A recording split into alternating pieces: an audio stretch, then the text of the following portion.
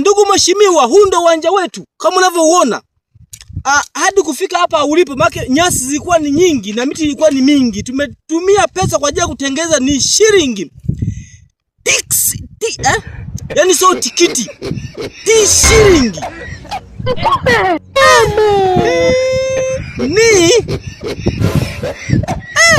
Hapa sisi nianzie wapi sasa? Engineer, soma wewe. Samahani mheshimiwa. Ndio naangalia hapa kuanzia mheshimiwa. Yaani hapa someki I say. Bilionea, yaani malaki mengi. 7792 Soma kwenye ramani, soma kwenye ramani. Samahani mheshimiwa, mimi ni mwanadamu sijakamilika. Afu hadi hizi pesa mheshimiwa sijaziandika mimi mheshimiwa.